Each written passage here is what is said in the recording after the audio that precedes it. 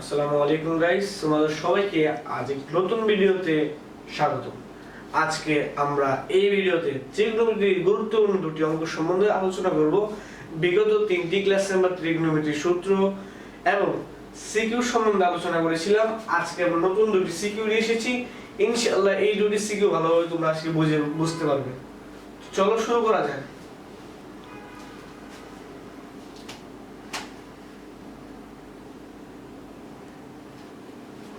এখানে কি লিখেছে? জ্যামিতিক ভাবে প্রমাণ করো যে sec square - tan square theta sec square theta - tan square theta equal 1। দেখো sec square theta - tan square theta equal 1। আমরা এখানে একটা চিত্র আঁকতে পারি। এই চিত্রে a b c এর অতি এটা ভূমি,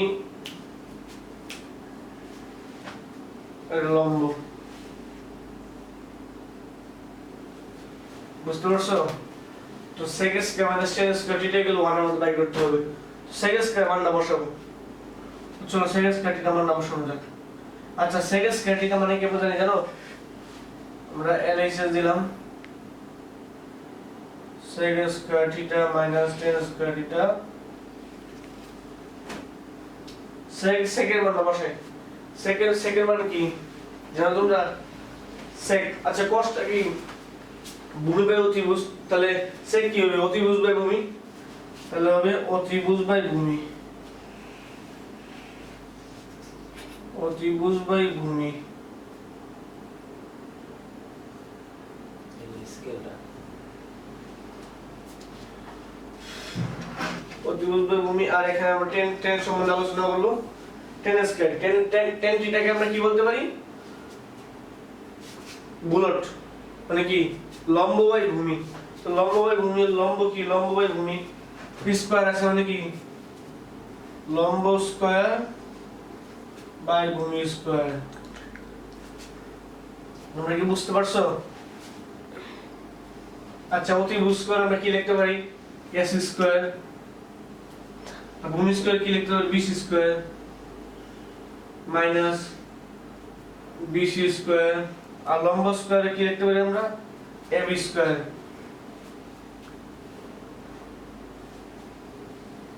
আচ্ছা, আমরা এখানে bc স্কয়ার কমন নিই, লসাগু করি। লসাগু করলে bc স্কয়ার আসে, আর উপরে আসবে s square minus ab square. আচ্ছা বলো তো s square minus ab square কি? s স্কয়ার কি? এই যে অতিভুজ। আর ab স্কয়ার কি? ভূমি। ab স্কয়ার কি? লম্ব। তাহলে অতিভুজের বর্গ আর থেকে লম্বের বর্গ বাদ দিলে কি থাকবে? ভূমি স্কয়ার থাকবে। তাহলে আমরা ভূমি স্কয়ারটা, ভূমি কত? bc স্কয়ার বসিয়ে দেই। bc স্কয়ার দেখো 1।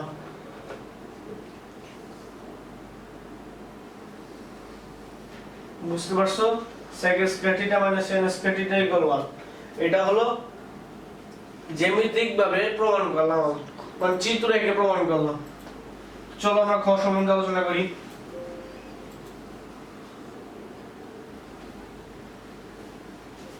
তো আমরা এখন খ সম্বন্ধে আলোচনা করব। চলো খ সম্বন্ধে আলোচনা করি। দেখো খ কি লেখা আছে? এক নং তত্ত্বের আলোকে প্রমাণ করো যে x square - y square equal y square by root xy equal 4। তো এটা x equal cos p plus cot p আর y ইকুয়াল কত? y equal cot p minus cos p। cot p minus cos p। বুঝতে পারছো?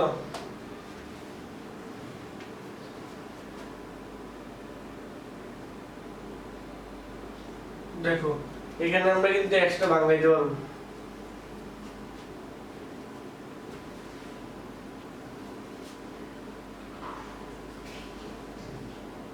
আমরা কিন্তু এখানে cos p টা কি লিখতে পারি? দেখছো cos p টা লিখতে পারি আমরা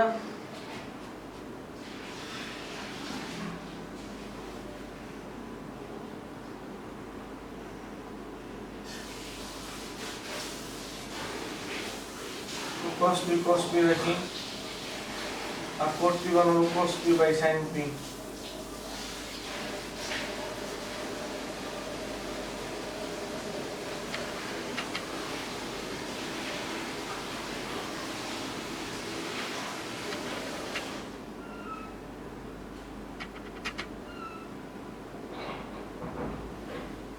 তো পরে হলো এই পাশে y টা সমাধান লিখবো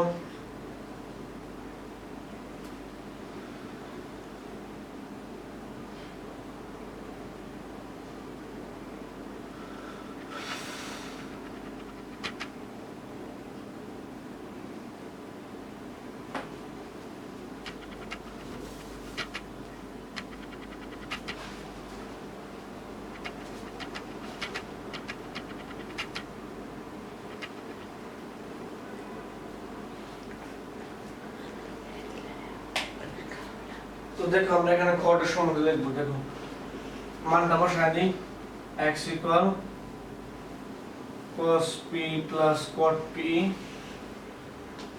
এটাকে আমরা লিখবো cot p আর এখানে লিখবো cos p আর y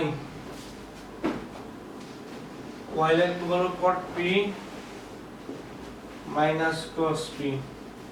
তাহলে আমরা এই যে প্রমাণ করতে কি বলছে এটা প্রমাণ করতে বলছে তো এটা আমরা বাংলাতে কিভাবে লিখতে পারি কিনা x square minus y square divided root xy equal 4 কি লিখতে পারি x square minus y square 4 root xy লিখতে পারি তো আমরা 4 root xy।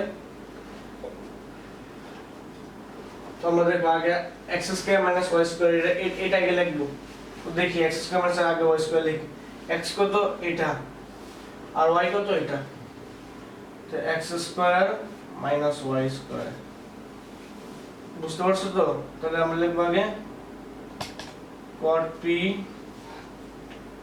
cos p square দিলাম মাইনাস তারপর এই জায়গায় লিখব হলো cot p minus cos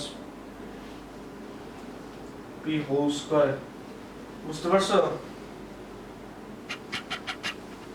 তারপর এটা হলো a plus b whole square minus a minus b whole square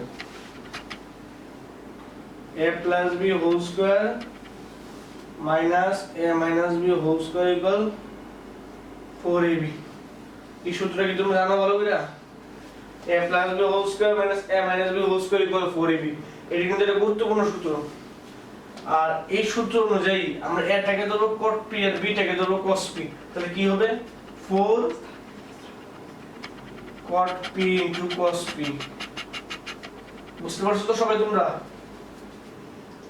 তাহলে আমরা 4 cot p টাকে কি লিখতে পারি দেখো ভালো করে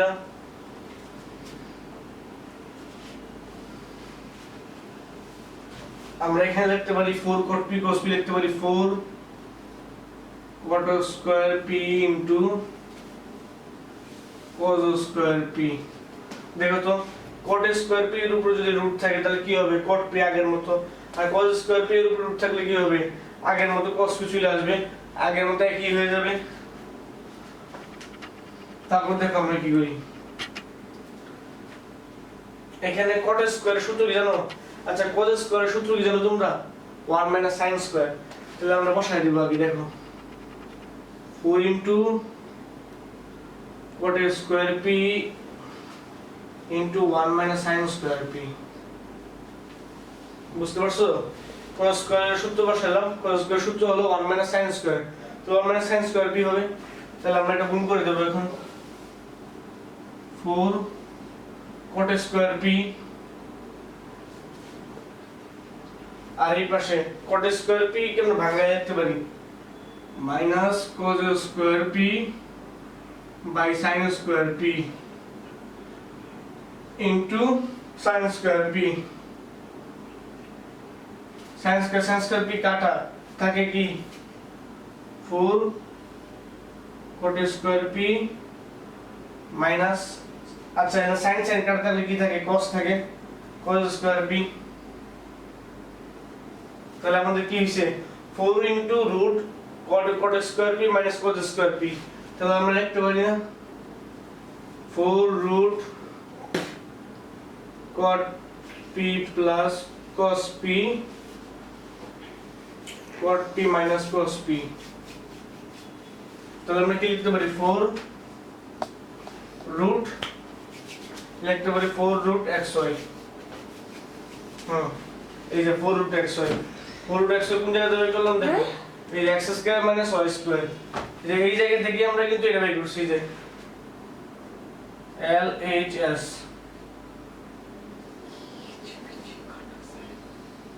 এই যে LHS x square minus y square এটা থেকে আমরা 4 root xy বের করছি মানে ঘুরে ফিরে অঙ্ক এটাই কিন্তু আমরা আগে একটু ভাঙিয়ে নিছি।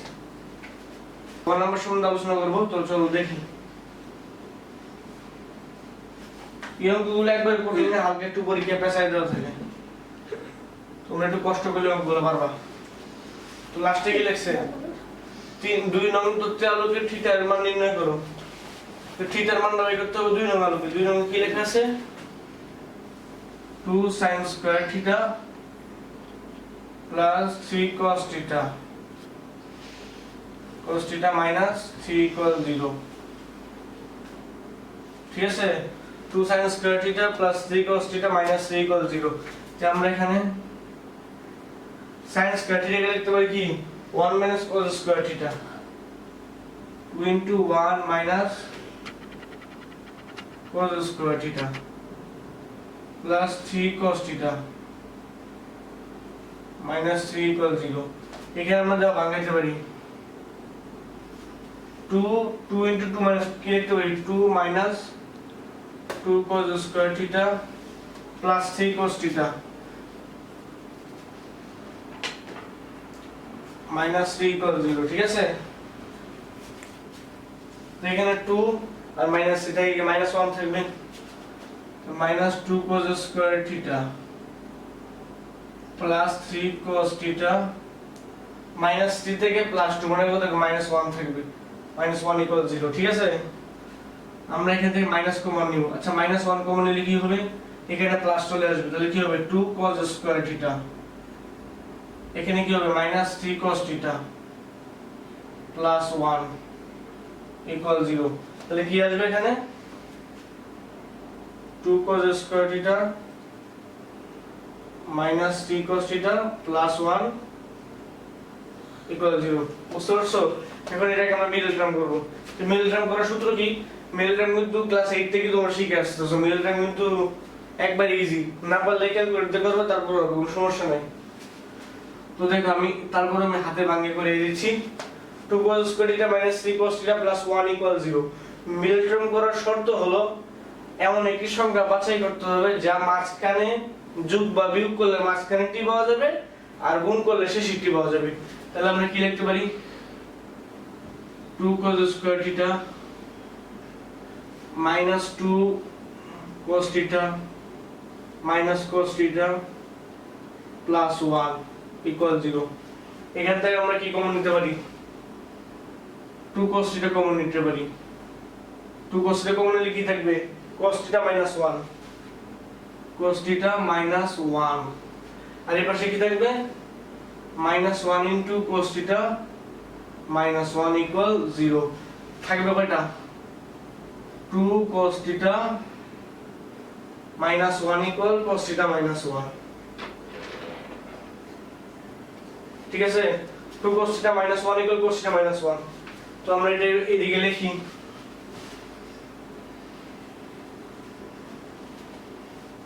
দেখো 2 cos theta minus 1 2 cos theta minus 1 into cos theta minus 1 equal 0 হয় 2 cos theta minus 1 কি লিখতে পারি cos theta equal half সুতরাং হ্যাঁ আছে তো আমরা এখানে লিখলাম theta equal 60 degree theta equal 0 degree কিন্তু এখানে শর্ত দেওয়া আছে কি দেখছো 0 ডিগ্রি থেকে বড় এবং 90 ডিগ্রি থেকে ছোট তাহলে কোনটা হবে 0 ডিগ্রি থেকে বড় তাহলে 0 ডিগ্রি হবে না হবে কোনটা 90 ডিগ্রি থেকে ছোট মানে কি 60 ডিগ্রি উত্তর কি তাহলে 60 ডিগ্রি থিটা ইকুয়াল 60 ডিগ্রি শেষ পরের অঙ্ক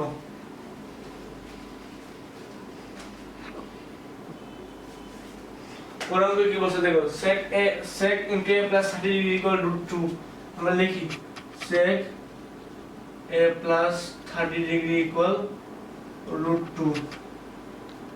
আচ্ছা আমরা এখানে ঘুরে দিলে কি হবে, 1/sec হলে কি হবে, cos a plus 30 degree equal 1/√2। আচ্ছা cos কত ডিগ্রি মান 1/√2 বলতে পারবা? cos 45 ডিগ্রির মান হলো 1/√2। cos a plus 30 cos 45 cos কাটা এর মান কত, 15 ডিগ্রি, এর মান হলো 15 ডিগ্রি, এর মান হলো 15 ডিগ্রি। দেখো কিভাবে করলাম, a plus 30 ডিগ্রি ঘুরাই দিলাম, cos a plus 30 ডিগ্রি সমান 1/√2। 1/√2 মান কি হবে, cos 45 ডিগ্রি মান 1/√2। তো cos 45, এই যে cos কাটা থাকে কি, a plus 30 equal 45। আচ্ছা এই পাশে যদি যোগে আসবে বেশি গেলে বিয়োগে, 45 থেকে 3 বাদ দিলে 15, শেষ। খ নাম্বার অঙ্ক। খ নাম্বার কি বলছে দেখো, লেখছে x equal √3 এবং y equal 2 হলে প্রমাণ করো যে √3 sin r equal cos r equal 4/3। আচ্ছা আমরা চিত্রটা আঁকি একটু।